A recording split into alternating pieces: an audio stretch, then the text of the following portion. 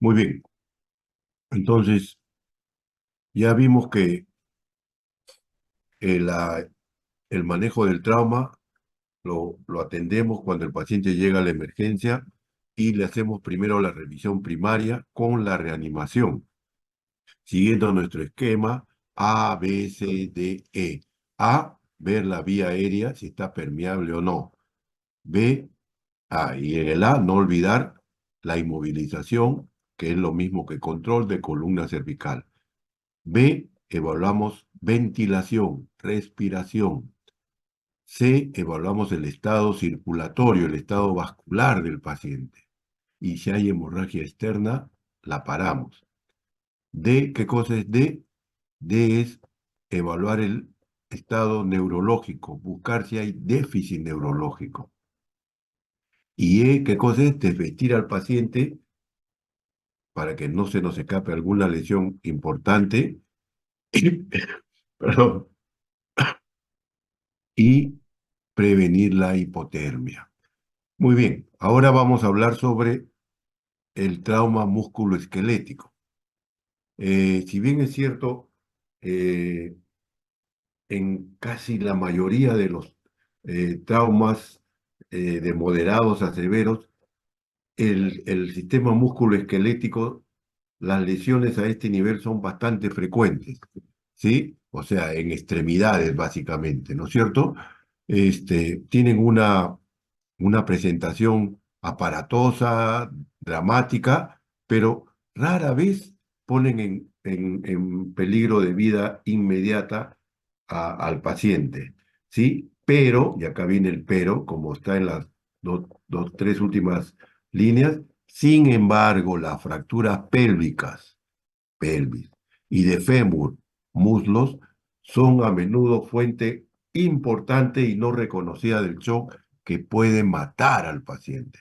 Entonces, cuando yo hago el examen en la revisión secundaria de músculo esquelético, tendré mucho cuidado en volver a revisar si pelvis lo hago en la revisión primaria, lo vuelvo a hacer en la revisión secundaria y examinar sobre todo miembros inferiores a nivel de muslo. ¿Sí?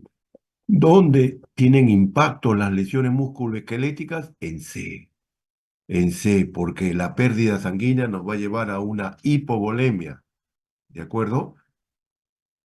Eso es parte de la evaluación en la revisión primaria de C. Si el paciente está hipotenso, yo no encuentro una fuente, un sitio donde pueda perder sangre, tengo que examinar, tengo que verlo al paciente como un todo, en forma integral. Entonces veo si hay deformaciones en el muslo, aumento de volumen, etcétera. ¿Sí? Si hay sangrado externo, lo cohibiré, buscar la pérdida oculta de sangre y reconocer la fractura de huesos largos, específicamente en el fémur. Las prioridades y los principios del manejo se hacen durante la revisión primaria. Si está sangrando, pare el sangrado.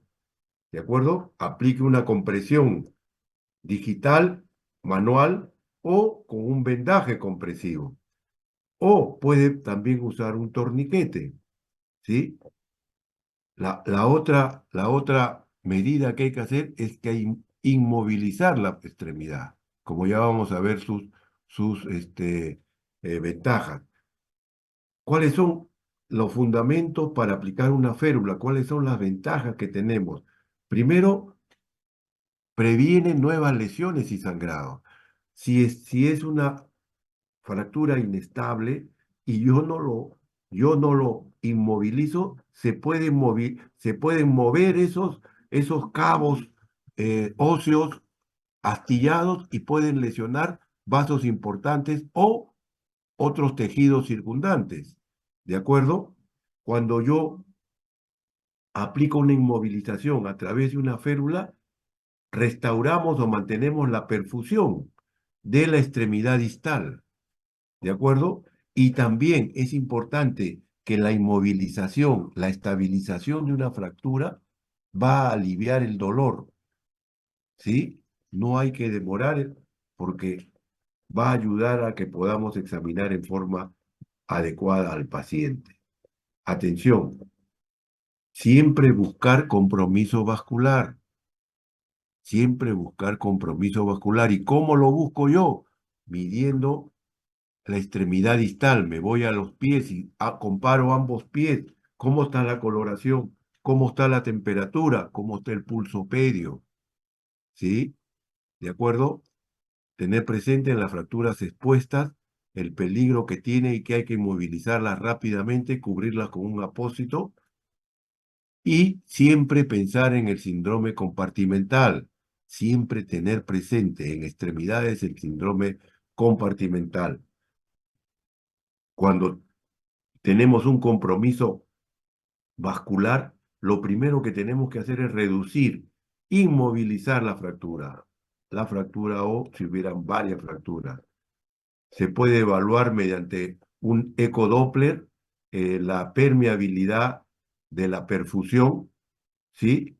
Y yo ya estoy avisándole al ortopedista y al cirujano vascular para que estén atentos y comiencen una evaluación o un seguimiento del paciente. Recuerde, el tiempo es crítico, ¿sí? Cuando yo tengo fracturas expuestas, ¿qué debo de hacer? Primero, inmovilizar una férula apropiada. Voy a limpiar, ¿sí? Y debridar. ¿Debridar qué significa? Sacar el tejido necrótico, desvitalizado. Que no es urgente que lo haga, porque lo urgente ¿cuál es? Que ese paciente no se muera, que ese paciente no tenga otras complicaciones. ¿De acuerdo? Por eso hay que considerar el factor tiempo. Ya estamos llamando al ortopedista. ¿Se pueden hacer estudios radiológicos? Claro, en la revisión secundaria yo puedo pedir estudios radiográficos. Si sospecho una fractura en el húmero, pediré una radiografía de el brazo correspondiente. ¿Sí? Tengo el principio, ¿cuál es?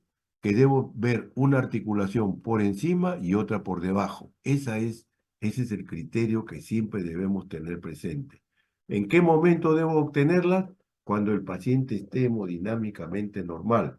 Sería una tontería que teniendo un paciente hipotenso, que está recibiendo líquido, que puede estar recibiendo sangre, yo me preocupe en tomar una radiografía. ¿Sí? Voy a perder tiempo en eso.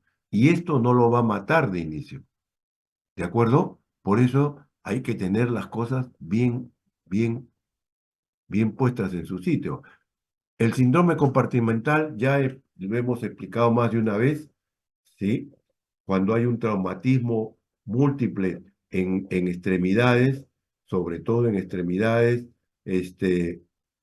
hay un aumento de las hay un aumento del tejido circundante, específicamente de los músculos y los tejidos que lo rodean. El músculo se puede dematizar, pero la aponeuritis impide que salga hacia afuera y entonces ejerce más presión sobre las partes internas y por ahí están pasando los vasos sanguíneos. ¿De acuerdo? Las causas, fracturas de tibia y antebrazo, lesiones óseas y vasculares, lesiones inmovilizadas con yesos o vendajes compresivos, ¿sí? A veces le ponemos un yeso demasiado compresivo, en ese momento no nos pareció, pero el edema que ha venido después compromete seriamente y produce un síndrome compartimental. También tenerlas presentes en lesiones por aplastamiento, porque ahí sí o sí va a haber inflamación de toda la extremidad que ha sido aplastada. Igualmente tenerlo presente en quemaduras. El síndrome compartimental, clínicamente, ¿cómo se va a presentar? Dolor. El paciente se va a quejar de un dolor muy intenso, que nos va a parecer desproporcionado porque el paciente ni siquiera se va a estar moviendo y se va a quejar de intenso dolor. Y si tú le movilizas el miembro, el dolor va a ser mucho mayor. Si tú le palpas el,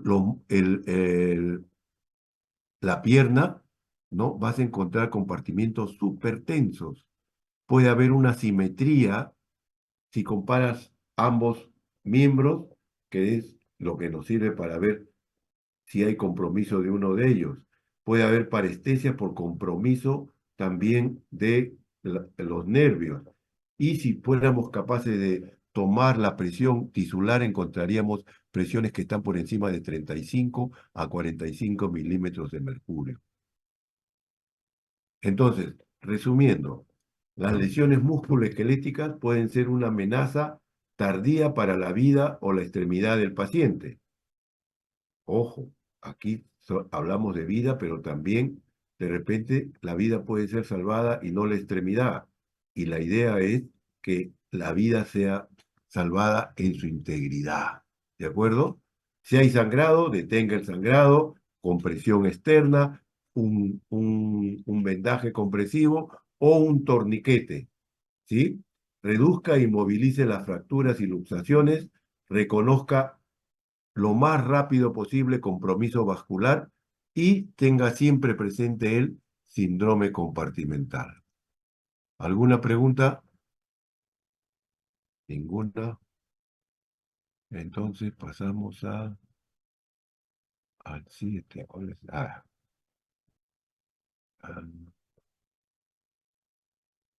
¿estoy compartiendo? Sí, doctor. ¿Sí? Perfecto. Listo, entonces volvemos a explicar eso que ya los debo tener hartos, ¿no? Pero ojalá que se acuerden. Tanto nos fregó este profesor, dirán ustedes. Ojalá que quede algo. Llega el paciente lesionado, se hace la revisión primaria y la reanimación.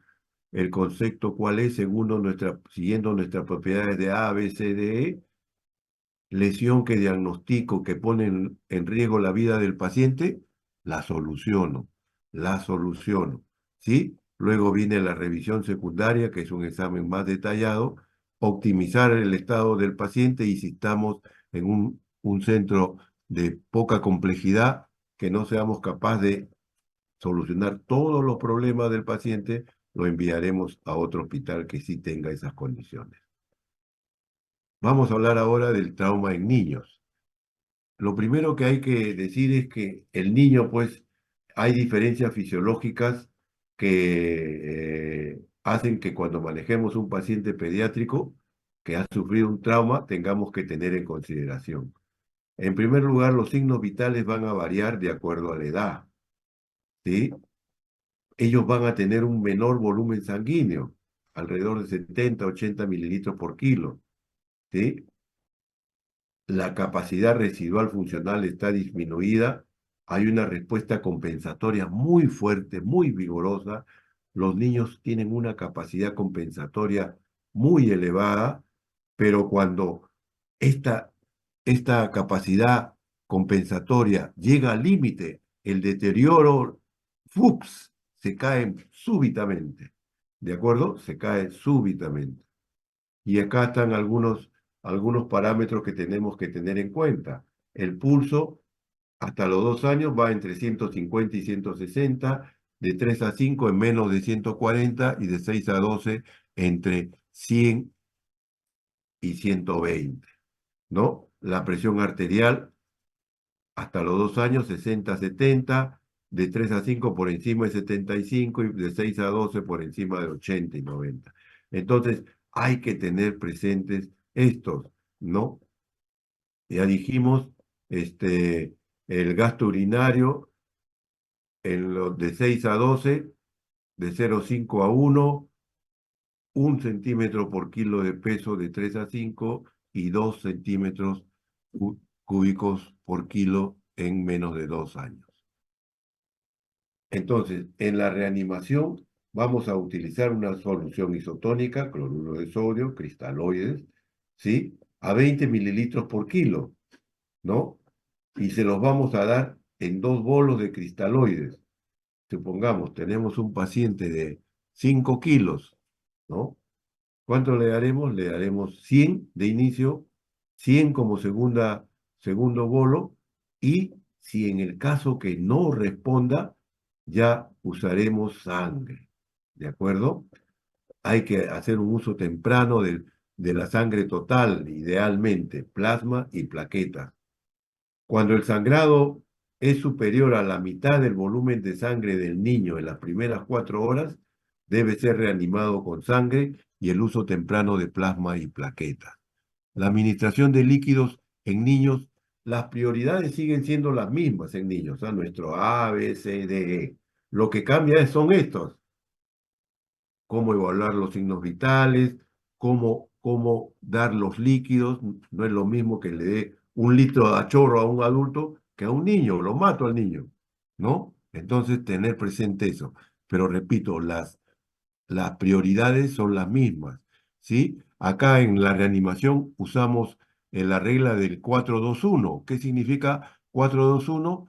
4 mililitros por kilo en los primeros 10 kilos, 2 por kilo en los segundos 10 kilos y 1 por kilo por cada kilo de 20 kilos, ¿sí? Entonces, si yo tengo un paciente que pesa 25 kilos, ¿cuánto le daré? Le daré 40 más 20. ¿Cuánto dije? 25, ¿no? Ah, acá serían 25, 40 más 20, 60, 65 le daríamos de líquido. ¿De acuerdo? Acá está lo que yo les decía. El ABC, las prioridades son las mismas. A, la vía aérea y control de columna cervical; B, ventilación y respiración; C, evaluar el estado circulatorio; si hay sangrado externo, cohibirlo; D, es evaluar el estado neurológico, buscar si hay déficit neurológico; E, es desvestir y prevenir la hipotermia, ¿sí? Muy bien, en niños es así. En ancianos, ¿qué pasa? El otro extremo de la vida, ¿no es cierto? Por un lado los niños, por otro lado los ancianos. Las consideraciones en los pacientes ancianos o geriátricos eh, incluyen los efectos de la edad en las funciones, en los signos vitales. Además, hay que pensar que casi la mayoría de mayores van a vivir acompañados de alguna enfermedad y por lo tanto van a estar ingiriendo medicamentos que pueden alterar esa respuesta a, al trauma, ¿no? Sin embargo, las prioridades en la evaluación y la reanimación son las mismas. Nuestro A, B, C, D, E. ¿Sí? A ver, algunos aspectos especiales del trauma geriátrico. Ah, hay cambios anatómicos y fisiológicos relacionados a la edad, ¿no es cierto? Comorbilidades y enfermedades previas, el uso de medicamentos y a veces el colegio americano incide en que hay que detectar evidencias que nos lleven a pensar en un maltrato del adulto mayor.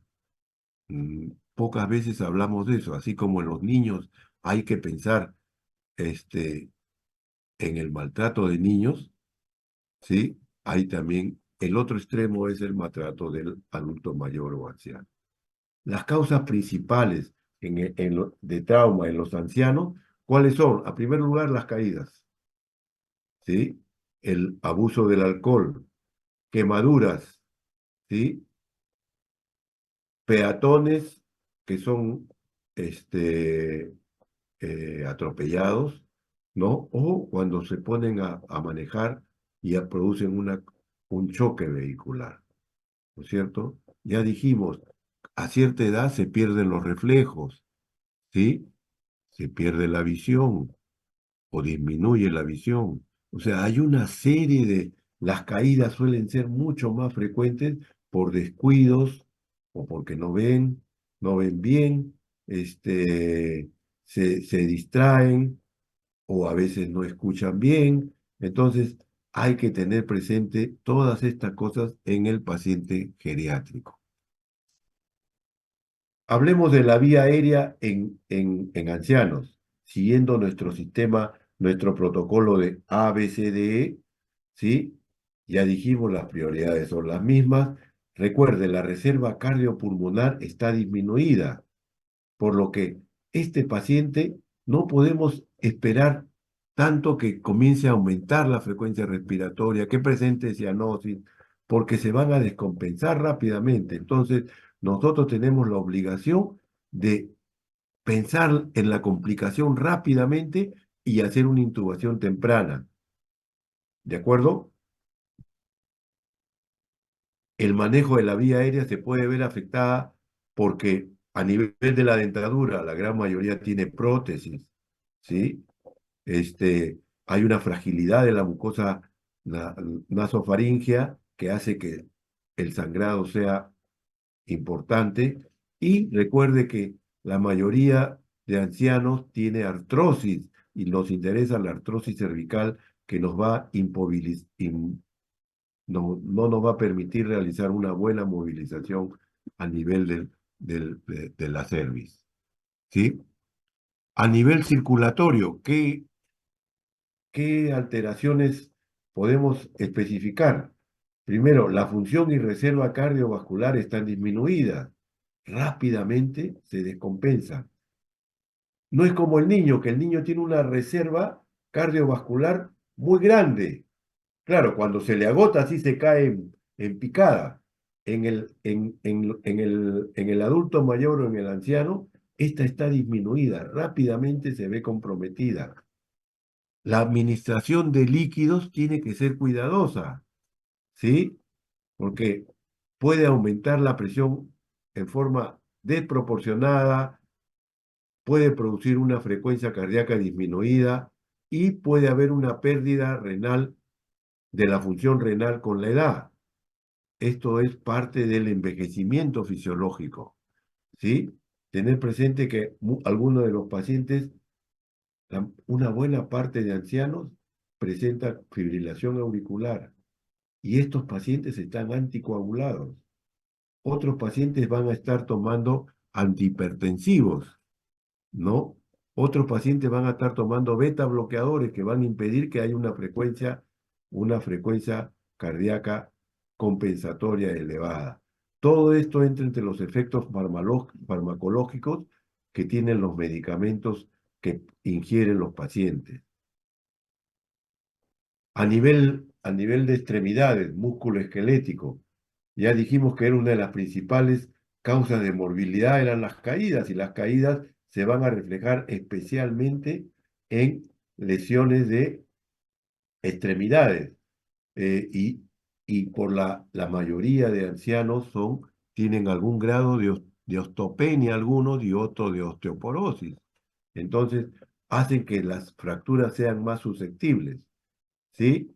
Algunas deformaciones, una cifosis o pacientes que tienen demasiado tiempo en cama, las articulaciones se anquilosan y es difícil la evaluación y el manejo de estos pacientes. ¿De acuerdo? Y recuerde usted que la inmovilidad puede causar complicaciones. ¿Sí? La complicación que vemos con frecuencia con pacientes inmovilizados que están todo el tiempo en cama son las úlceras por presión, más frecuentes a nivel sacro, ¿de acuerdo? Pero pueden estar en los talones, en las zonas eh, que tienen más prominencias óseas. Los medicamentos que afectan la reanimación, ya habíamos dicho algo, los beta bloqueadores que van, que van a impedir que haya una respuesta de aumento de una frecuencia cardíaca aumentada, los antihipertensivos, los AINES pueden producir también un efecto anticoagulante, como los mismos anticoagulantes, los diuréticos nos pueden hacer que disminuya el volumen sanguíneo, etcétera. ¿De acuerdo? Muy bien, eso es en ancianos. Para terminar, todavía nos falta el trauma en gestantes.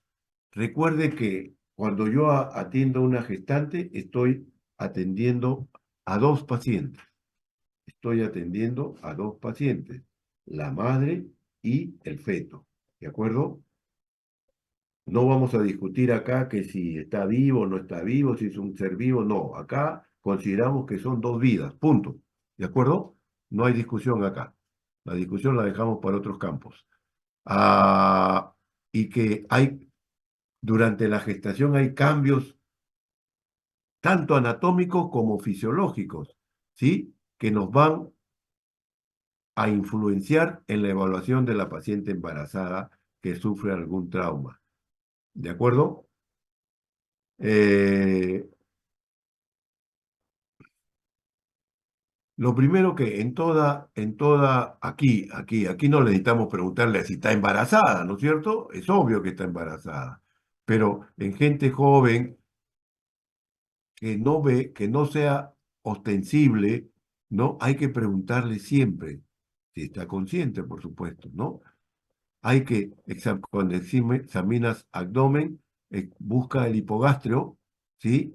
Por encima del pubis y ve si puedes tocar útero.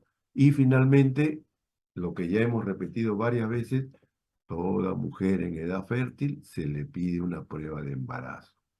Recuerde usted los principales cambios anatómicos y fisiológicos. A las 12 semanas el útero sale de la pelvis para ya invadir parte del abdomen, ¿no? En la semana 20, el útero ya está a nivel de la cicatriz umbilical. Entre las 34 y 36 semanas alcanza a nivel del reborde costal y en la 38 o 40 semana la cabeza encaja en la pelvis y disminuye, cae un poco el útero, comprimiendo más los órganos de la pelvis. ¿De acuerdo? ¿Cómo evalúo y trato a dos pacientes? ¿Debo tratar a los dos pacientes? No, señor. Usted debe tratar a la madre. Si usted trata a la madre, está tratando al niño, al feto. ¿De acuerdo?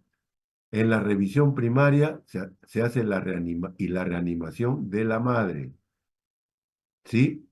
Se hace un monitoreo fetal, hay que saber, hacemos la cuantificación de los latidos fetales, la revisión secundaria igualmente se hace de la madre, este, en el cuidado definitivo, en las últimas fases, que ya hemos superado todas los problemas que puedan poner en riesgo la vida del paciente.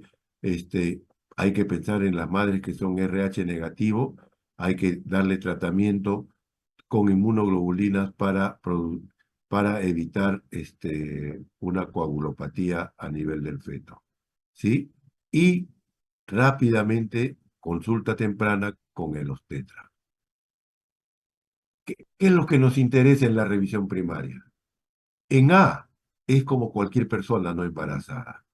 En B, ventilación y respiración, igual, la no embarazada. Pero si usted necesita precaución, he puesto ahí, si usted diagnostica que tiene un neumotórax, atención, ¿sí? El tubo de tórax, si está en la semana 36, ya no la va a poner en el quinto espacio intercostal. Seguramente va a tener que subir 2 o 3 centímetros más para asegurarnos de que no nos metamos a la cavidad abdominal y toquemos útero, ¿de acuerdo? Tener presente esto. Lo más importante, en C, ¿qué pasa en C? Evalúe el estado circulatorio de los pacientes. Cuando la paciente está en decúbito dorsal, boca arriba, el útero ¿a dónde se apoya? Hacia la parte posterior. ¿Qué hay en la parte posterior? Los grandes vasos. ¿Sobre la aorta hace algo? Hace algo, pero la aorta es potente, tiene su latido, pero la vena cava la comprime la vena cava, ¿sí? La comprime la vena cava. Entonces, yo no puedo dejar a una paciente embarazada en decúbito dorsal, no lo puedo dejar. ¿Qué tengo que hacer? Ponerla en decúbito lateral izquierdo. ¿Para qué? Para que ese útero no comprima la vena cava, no sea un elemento que obstaculiza el retorno venoso, tanto de pelvis como de extremidades. ¿De acuerdo? Esa maniobra, esa simple maniobra, de ponerla de decúbito lateral izquierdo puede ser la diferencia de salvar la vida del paciente. ¿De acuerdo? Atención con eso.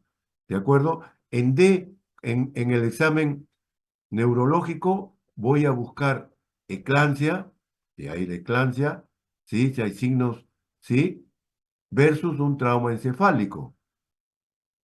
A veces es difícil hacer el diagnóstico. Si comienzan a convulsionar, uno no puede saber si ha habido un trauma encefálico que está teniendo como consecuencia una convulsión o es la eclampsia, ¿no es cierto? E es igual que la no embarazada. Muy bien, hasta aquí esta parte. Nos falta una última parte, una penúltima parte. ¿Dónde estoy? ¿Preguntas? No hay preguntas. Ah, me confirma que estoy compartiendo, por favor. ¿Estoy compartiendo? Sí, doctor, sí se ve. Ya, yo creí que se habían dormido ya. Qué aburrido debe ser esta clase para ustedes, ¿no? Muy bien, ya nuestro algoritmo, lesión, revisión primaria y reanimación, revisión secundaria y traslado. Recuerden que lo más importante es la revisión primaria y reanimación.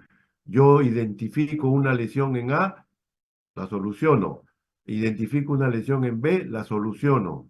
Y no me voy de A a C o de A a D. ¿De acuerdo? Sigo esta secuencia. ¿Por qué? Porque la obstrucción de la vía aérea mata más rápido que un problema respiratorio y ventilatorio. Y un problema respiratorio o ventilatorio mata más rápido que un sangrado interno. ¿De acuerdo? Por eso existen estas prioridades. El traslado para cuidados definitivos.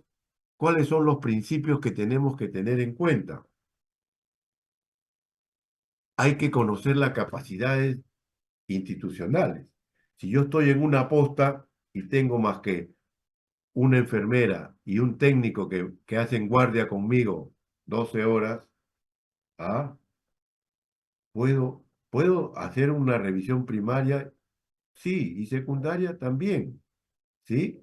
Pero yo no voy a avanzar a lo primero que pueda, estabilizo a mi paciente y traslado, ¿sí? Hay que estar preparado y anticiparse a las necesidades del paciente. Recuerde, no agregue más daño, no hacer más daño. Y hay que identificar a los pacientes que potencialmente necesitan ser trasladados porque ceden los recursos del centro donde usted está trabajando. Otro de los principios es que debe realizar solo procedimientos esenciales. Yo no puedo perder, por ejemplo, tiempo en hacer un lavado peritoneal diagnóstico porque así me salga positivo, ¿qué gano yo con eso? No tengo para operarlo, ¿de acuerdo? Entonces, haga los procedimientos esenciales. Lo ideal es que usted se comunique directamente con el médico que lo va a recibir en el otro hospital. Los americanos hablan mucho de esto. En nuestro medio es casi imposible, ¿sí? Pero si no puede hacer eso, usted en una hojita o ahora que estamos computarizados, escriba muy sucintamente cómo llegó el paciente, qué se le ha hecho al paciente, cómo está siendo trasladado y los diagnósticos que usted cree que pueda tener. Eso le va a ayudar al paciente, ¿de acuerdo? Y recuerde, traslade al paciente al centro más cercano y apropiado, en ese orden. Más cercano, perdón, debería ser al revés, apropiado y más cercano, apropiado y más cercano, ¿sí? Y utilice el medio de transporte más apropiado. Entonces la pregunta sería, ¿a quiénes traslado yo por frecuencia? Los pacientes que tienen lesiones múltiples, que tienen trauma encefalocraniano, trauma tóraco-abdominal, trauma de extremidades, ¿sí? Pacientes cuyas necesidades exceden las capacidades de la institución, como ya hemos dicho. Pacientes con morbilidad concomitante, los ancianos. Las edades extremas, tanto niños como ancianos. ¿De acuerdo? Y los que tienen enfermedades preexistentes. ¿A dónde debo trasladarlo? A una institución que sea capaz de tener toda la infraestructura y los recursos materiales y humanos. ¿Qué significa? Que tengan médicos especialistas, ¿sí? Trasladarlo con un médico adecuado y calificado que pueda realizar el diagnóstico, tratar las lesiones del paciente y proporcionar dedicación y recursos para su recuperación. ¿Cuándo debo trasladar al paciente? Y esto es importante. ¿Cuándo usted lo traslada? Después de manejar los problemas que amenazan la vida del paciente. ¿Y en qué momento usted hace eso? En la revisión primaria. Si A está libre, de repente, o yo lo intubé, en B le hice un drenaje pleural, ¿sí? En C le estoy pasando líquidos cristaloides y la presión se me comienza a elevar un poquito, ya me está respondiendo ese paciente. Ese paciente puede ser trasladado, ¿de acuerdo? Porque sé que no, ya no se me va a morir en A, en B o en C, ¿de acuerdo? Hay que tratar al paciente después que las lesiones incapacitantes han sido estabilizadas. Si es que hay sospecha de fracturas, estabilice ese paciente. Hay que trasladar después de haber hecho los arreglos necesarios. Generalmente ya está, casi ya es generalizado esto, que cada centro tenga un centro superior inmediato que pueda recibir a su paciente. ¿Sí? Y lo que hemos dicho también, trasladar antes de realizar exámenes y procedimientos innecesarios. Evite el retraso, evite el retraso. ¿Cómo debo trasladar al paciente? Esto va a estar determinado por las atenciones que requiere el paciente durante el traslado. ¿Sí? No es lo mismo que yo traslade a un paciente en una ambulancia, en un viaje que me va a durar 25 o 30 minutos, a que traslade un paciente que el viaje me va a durar 4 o 5 horas, ¿cierto? Tiene que,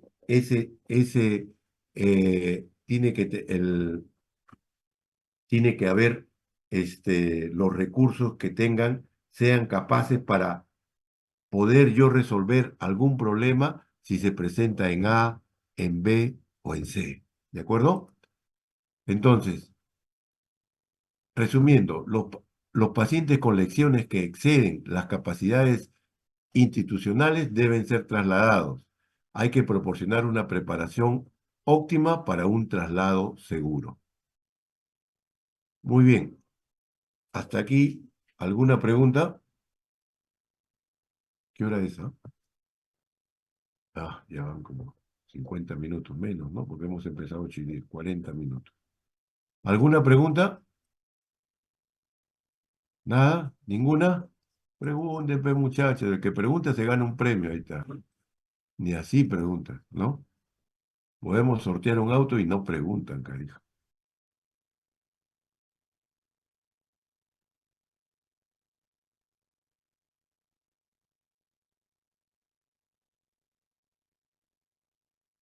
Bueno, muy bien. Entonces, este es un caso clínico que yo preparé hace buen tiempo y que lo he reactualizado. No sé si los va a ayudar o les va a confundir más, pero nos vamos a arriesgar, pues. ¿Correcto? Fíjense, ustedes están en un hospital pequeño, rural, vamos a decir, están a ver, no sé por qué se me ha ocurrido Guaral, la Sierra de Guaral, un pueblito, no sé qué nombre habrá por ahí, y ustedes están en la posta, ¿de acuerdo? Y les llega un hombre de 19 años a emergencia, eh, ha chocado contra un árbol mientras conducía su pequeño automóvil. Según los informes, quedó atrapado en el vehículo durante 40 minutos. Al salir del vehículo estaba en estado de shock y no respondía a estímulos verbales. Usted es el único médico disponible para atender a este paciente. Algo así quedó este auto. ¿Sí? El camillero te dice que, ¿cómo ha sido la cosa? Ha sido una colisión frontal con impacto en el centro del vehículo entre los faros, dice, con una gran deformación. El conductor no llevaba cinturón de seguridad, el volante está doblado hay una fractura de ojo de buey en el parabrisas. ¿Eso qué significa? Que el conductor salió expulsado y se chocó la cabeza con el parabrisas. El parabrisas no se rompe, pero queda la huella de la fractura en el parabrisas. ¿Sí? Además, nos dice que el paciente llega con una presión de 80-40, una frecuencia cardíaca de 140, una frecuencia de 50 respiraciones por minuto, poco profunda. La piel está fría y húmeda, hay cianosis periférica, no responde a estímulos verbales y las venas del cuello están distendidas. ¿Cuál es el mejor manejo del paciente en el lugar del accidente? En otras palabras, manejo prehospitalario. Creo que esto no lo he mencionado, ¿no? Bueno, lo voy a decir. El tratamiento prehospitalario es po- ponerle inmovilizar la columna cervical, ponerle un collarín cervical semirrígido, inmovilizarlo al paciente, perdón, con una tabla espinal larga, que es una tabla que cubre toda la columna vertebral. Se le ha puesto oxígeno 6 a 8 litros por minuto a través de una mascarilla y se le ha pasado un cloruro de sodio al 0,9% endovenoso. Ese sería el tratamiento prehospitalario. ¿Y cuál es el siguiente paso? Llevarlo al hospital más apropiado, más cercano, ¿no? ¿Cuál es la secuencia del manejo en emergencia? Eso ya están ustedes hartos de eso, ¿no? Se los paso de nuevo. Revisión primaria y reanimación, revi- revisión secundaria, optimizar el estado del paciente y trasladarlo si fuera necesario. En toda la cadena del algoritmo está presente la reevaluación. ¿Qué significa la reevaluación? Que si yo ya estoy llegando a la revisión secundaria o estoy en la revisión primaria en E, de repente otra vez la enfermera me dice, doctor, la presión ha vuelto a caer, la frecuencia cardíaca ha aumentado y la respiratoria igual. Eso significa volver a nuestra revisión primaria. ¿A dónde? A nuestro ABC. ¿Cuál es la forma simple y rápida de evaluar a un paciente en 10 segundos? Alguien que me ayude, pues. ¿Quién me quiere ayudar? ¿Ah? ¿Nadie? Esto se va. Yo ya me canso, oiga, ¿no? A ver, Daniela Carguas. ¿Está? Sí, doctor. Ya, ¿Escucha? ¿cuál es la forma más simple y rápida de evaluar a un paciente en 10 segundos? Lo he dicho varias veces, ¿ah? ¿Sí? Se debe evaluar con el ABCD. No. Yo estoy seguro que tú tienes la vía aérea permeable. ¿Por qué? Sin verte, sin nada. Tú tienes la vía aérea permeable. ¿Por qué te digo eso? ¿Quién ayuda? Que me El desanima. paciente se puede comunicar Ya, ¿y qué significa eso? que la vía aérea está permeable. Que la vía aérea está libre, está permeable, que el aire que sale de los pulmones llega a las cuerdas vocales y emite el sonido y sale por la boca. Es- La forma más fácil es esa, ¿sí? Y fíjense, con, al hablar, o sea, el aire del pulmón llegó a la tráquea, de la tráquea pasó a la orofaringe y de ahí salió por la boca. La vía aérea está libre. También nos dice que ve que el pulmón tiene algo de capacidad para poder hablar, necesita botar aire. También nos dice que si te dice algo coherente, es porque la circulación al cerebro todavía está más o menos bien, ¿sí? Igual, si me dice algo coherente, el estado neurológico está bien, ¿sí? Entonces, fíjense cómo en 10 segundos yo ya sé que, está libre, estoy seguro de eso. El resto está bastante regular. No voy a decirle que está bien, pero está mejor que un paciente inconsciente, por ejemplo, ¿sí? ¿Cómo se asegura una vía aérea permeable? ¿Quién me ayuda? No quiero estar preguntándoles. ¿Ah? ¿Cómo se asegura una vía aérea permeable? En la evaluación primaria y la reanimación. ¿Ah? ¿Cómo lo hacemos? En la vía aérea ponemos, primero que hacemos, vino con una mascarilla, retiramos la mascarilla y vemos que las respiraciones siguen siendo rápidas y superficiales. Entonces tengo que evaluar al paciente, alguien me va a mantener la alineación de la columna cervical, voy a retirar el collarín, ¿sí? Y lo primero que hago es levantar los ángulos mandibulares o el mentón. ¿Para qué? Para liberar la obstrucción por base de la lengua, ¿sí? Luego abro la boca y aspiro secreciones con un aspirador rígido que no puede morderse, ¿sí? Y le voy a colocar una mascarilla con oxígeno, ya dijimos, de 12 a 15 litros por minuto, ¿sí? A pesar de eso, las respiraciones continúan igual. Al observar al cuello, y un dato que me dio el paramédico es que dice que hay distensión de las venas yugulares. Y sobre la marcha veo cómo está la tráquea, y la tráquea la veo desviada, ¿no es cierto? La tráquea la veo desviada. ¿Qué debo pensar? Hasta ahora, ¿qué debo pensar? Fuerte, dilo, dilo. Pucha, me emocionaron hoy. Dije, hoy va a haber... Neumotórax, atención, pues. Ah, ¿cómo? Neumotórax, atención. Es la primera posibilidad que yo pensaría, ¿no? Sobre todo si encuentro desviada la tráquea, ¿de acuerdo? Entonces, voy a asegurar la vía aérea permeable. Voy a poner una intubación orotraqueal, ¿de acuerdo?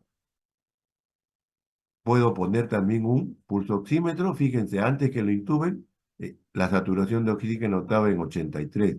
Le pongo el tubo orotraqueal y yo aseguro que este paciente se va a morir de cualquier cosa menos de obstrucción de la vía aérea, porque he puesto una vía aérea definitiva. Las indicaciones de la intubación orotraqueal, ¿no? Primero, ¿qué cosa es una vía aérea definitiva? Es un tubo ubicado en la tráquea que en uno de los extremos tiene un balón que al ser inflamado, dice inflado, debe decir acá, inflado por debajo de las cuerdas vocales, ¿sí? Se fija de esa manera el tubo a la tráquea y sale por la boca y se conecta a un sistema de ventilación con oxígeno. ¿De acuerdo? Oiga, yo no sé intubar o no tengo equipo para intubar. ¿Cuál es la alternativa? Cricotirodotomía. Si yo no puedo intubar o no tengo los equipos o no sé, qué sé yo, la alternativa es cricotirodotomía. Ya hemos dicho alguna vez, la traqueostomía no se usa en trauma. Y acá está un cuadro que ya revisamos en la parte teórica, la necesidad de proteger la vía aérea en fracturas maxilofaciales, riesgo de obstrucción.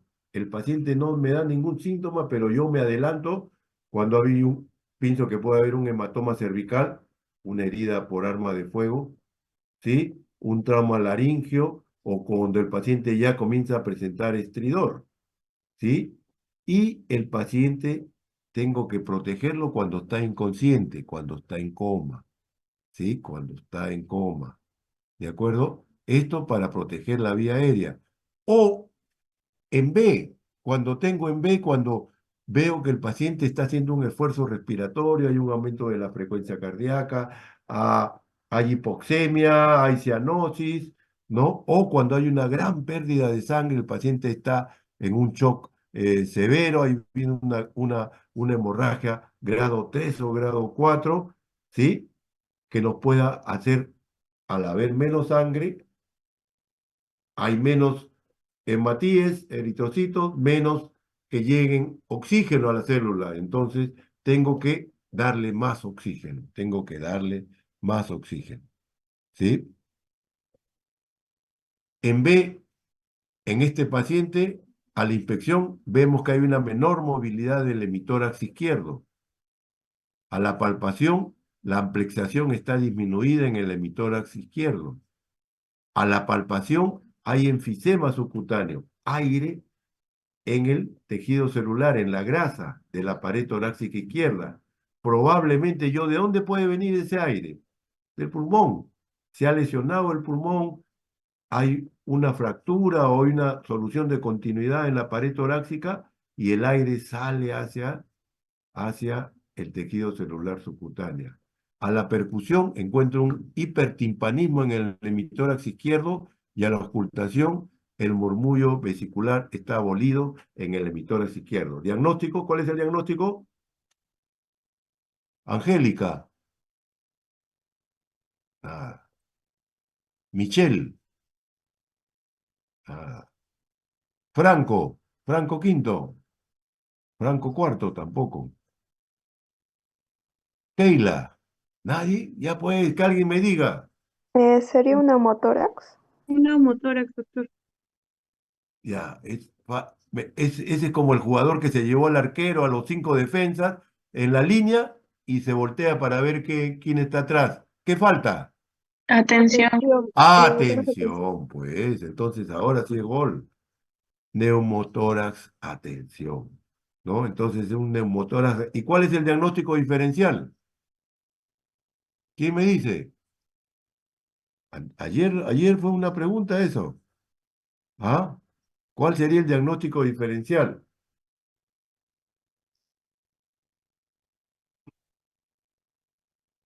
Neumotórax simple, hemotórax masivo, ¿sí? Aquí podría agregar taponamiento cardíaco, ¿sí?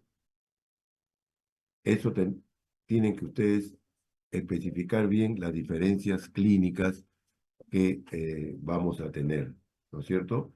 En un neumotórax, atención, ¿cuál es la principal diferencia entre un hemotórax masivo y un neumotórax? Atención, ¿quién me dice? Que el hemotórax masivo voy a tener matidez en el tórax comprometido, mientras que en el neumotórax simple voy a tener, ¿qué cosa? Hipertimpanismo. Las venas del cuello en el neumotórax, atención, van a estar dilatadas, en el neumotórax masivo van a estar colapsadas las venas, ¿sí? La tráquea va a estar desviada del neumotórax, atención, en el neumotórax masivo no. ¿De acuerdo? Por favor, muchachos, pónganse a leer, pues. Acá ven un neumotórax, atención, fíjense, este es el muñón, el parénquima pulmonar que ha sido colapsado por el aire que se ha acumulado en la pleura. Fíjense cómo el corazón, ¿dónde está? Ya está más en el lado derecho que en el lado izquierdo. La sangre que llega por la vena cava, superior e inferior, se tuerce, ya entra muy poco, ¿no? Y entonces, ¿cuál es el tratamiento? El tratamiento es segundo espacio intercostal, línea medioclavicular, pulso y sale el aire. Al salir el aire, el mediastino recupera su posición y le va a llegar más sangre. Bien, le hemos salvado la vida al paciente. El tratamiento definitivo es poner un tubo de drenaje torácico. ¿Sí? Entonces, en la ventilación y respiración, el, el neumotórax a tensión se diagnostica, se debe insertar un catéter gran calibre 14-16, segundo espacio intercostal línea medio clavicular, se obtiene una ráfaga de aire, la tráquea regresa a la línea media y la capacidad de ventilar al paciente mejora. Fíjese la presión cómo comienza a mejorar, la frecuencia cardíaca disminuye, igual que la frecuencia respiratoria. El tratamiento, ya dijimos, se debe realizar un drenaje torácico. ¿Qué solución se utiliza para compensar al paciente? ¿Qué usamos? Cristaloides. Usamos cristaloides, dos catéteres 14 o 16 en ambos miembros superiores. La enfermera, antes de poner los cristaloides, el cloruro de sodio, toma una muestra de sangre para exámenes de laboratorio, grupo sanguíneo, prueba cruzada, hemograma, hemoglobina, bioquímica, qué sé yo. ¿De acuerdo? Y se pone 1 litro de solución salina a chorro en cada brazo. Con eso el paciente, fíjense, ya está en 111,70 y una frecuencia de 112. Le ponemos un electrocardiograma, encontramos taquicardia sinusal, la presión sigue en 110,74. ¿Cuál es la utilidad de la sonda vesical? ¿Quién me dice? Ver A el ver. gasto urinario. Sí, adelante, doctora. Ver el gasto urinario, ¿me escucha? Para ver si la escucho lejos, pero la escucho. El gasto urinario. ¿Qué es el gasto urinario, doctora? La producción de orina por hora. Eso, la felicito, doctora. Dígale a su novio que se ha ganado 2 ósculos esta noche. Así es. Vemos el gasto urinario, la producción de orina por hora. ¿Y eso en qué nos ayuda, doctora? ¿Por qué es importante eso? ¿Por qué me ha alegrado tanto? Más su novio. ¿Ah? ¿Por qué? Para ver si es que hay algún trauma. ¿Ah? Porque es una manera indirecta de medir la perfusión tisular. Repito, manera indirecta de medir la perfusión tisular. Si el paciente, vamos a poner 70 kilos, en la primera hora me orina 30, me estoy quedando un poco corto, le aumento volumen. Si me orina en la primera hora 45, está adecuado, está orinando bien porque el riñón está recibiendo buena cantidad de sangre. ¿De acuerdo? Ya recuerden ustedes que lo mínimo es en adultos 0,5 por kilo por hora, en niños 1 por kilo por hora y en lactantes 2 por kilo por hora. Acá me olvidé del 2. Fíjense. ¿Cuánto está contraindicado? Ahí ya dijimos que la sonda vesical está contraindicado cuando encontramos sangre en el meato uretral, equimosis escrotal o perineal o hematomas escrotales, y en el tacto rectal en varones se palpa la próstata alta o no se logra palpar. En estos casos habrá que llamar al urólogo, o si usted está en una posta va a tener que aprender a hacer poner una sonda, ay, ¿cómo se llama? Se me ha ido el nombre. Una sonda a nivel suprapúbico, ¿sí? Una Talla incisión. vesical. Talla vesical, doctora. Que su novio le dé otro ósculo, doctora. ¿Ya? Talla vesical. Sí, ya me olvido algunas cosas. ¿Sí? En este paciente se puso la sonda nasogástrica, perdón, la sonda vesical y se obtiene orina clara y amarilla. Y eso es importante, porque si obtengo sangre, ¿qué debo pensar? Que puede haber un trauma desde riñón, uréter, vejiga, uretra. ¿De acuerdo? ¿Cuál es la utilidad de la sonda nasogástrica? Básicamente descomprime el estómago, previene los vómitos. ¿Cuándo está contraindicada? ¿Quién me dice? A ver, En, Sharon. A ver, adelante, doctora. en ¿Epistaxis? epistaxis o un Cua- trauma facial. Cuando hay epistaxis, cuando hay un trauma facial, ¿de acuerdo? Eh, Epístasis, fractura de macizo facial, ¿sí? En este caso, en el paciente no había ninguna contraindicación, se pasó una sonda nasogástrica y se obtuvo 30 centímetros de secreción amarilla o clara, ¿sí? ¿Cuál es la utilidad de la escala de coma de Glasgow? ¿Para qué sirve la escala de coma de Glasgow? ¿Quién me dice? ¿Para qué sirve?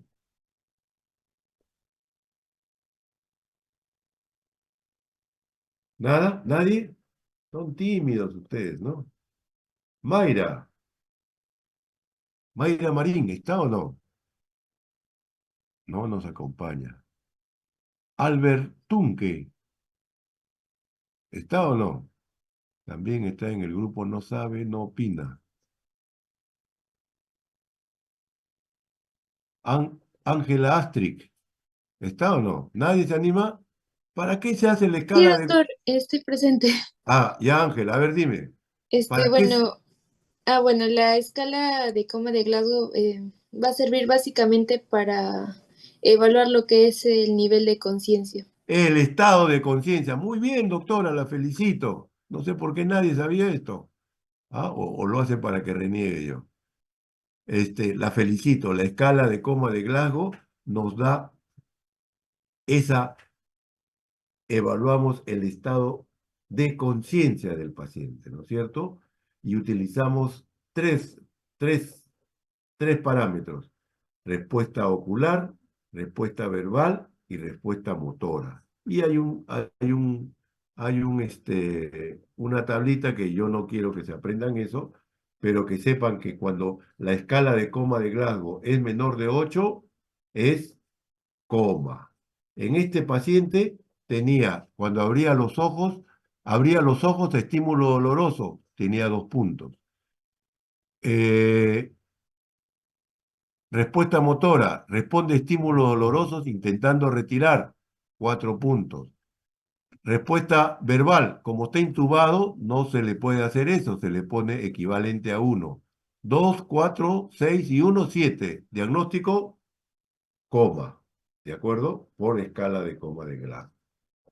¿Sí? Esto representa coma y no se requiere una consulta, y que se requiere una consulta con el neurocirujano. Otra forma de evaluar D, ¿cuál es? No es otra forma. Se debe evaluar en D las pupilas, si están isocóricas, reaccionan a la luz. En E vemos el ambiente, la exposición y prevenir hipotermia. Se retira toda la ropa del paciente para inspeccionar en forma completa al paciente. En el paciente que estamos hablando no hay lesiones externas. Se debe indicar medidas para prevenir la hipotermia, como proporcionar mantas calientes, aumentar la temperatura del ambiente y suministro de líquidos tibios. ¿Cuáles son los anexos de la revisión primaria y secundaria? ¿Alguien se acuerda? 1, signos vitales, ¿sí? Dispositivos de monitoreo, electrocardiograma, pulsoxímetro, sonda nasogástrica, catéter en vejiga, sonda Foley, ¿sí? Análisis de gases arteriales, saturación de oxígeno y solicitar las radiografías de tórax y pelvis.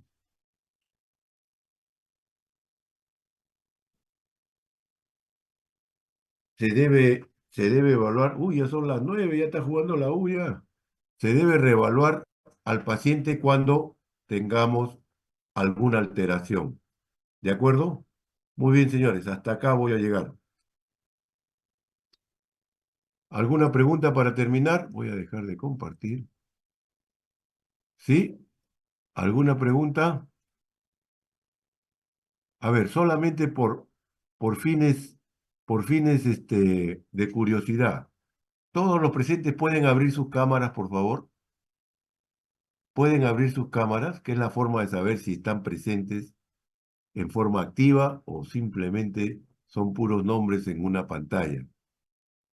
Hasta ahora solamente veo, ya están apareciendo, ¿ves? Por hablador, ya hay 4, 6, 8, acá hay un poco más. Bueno, pero siguen siendo minoría. Muy bien, les agradezco, los felicito a ustedes.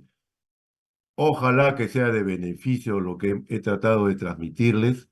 Cuando ustedes terminen su internado y tengan la posibilidad de hacer el curso ATLS, háganlo. Es un poco caro, sí, pero no se van a arrepentir. Y si Dios quiere, todavía me van a encontrar en ese curso a mí. Muy bien, señores, les deseo mucha suerte. Gracias, hasta la próxima. Felicidades. Hasta luego. Gracias, doctor.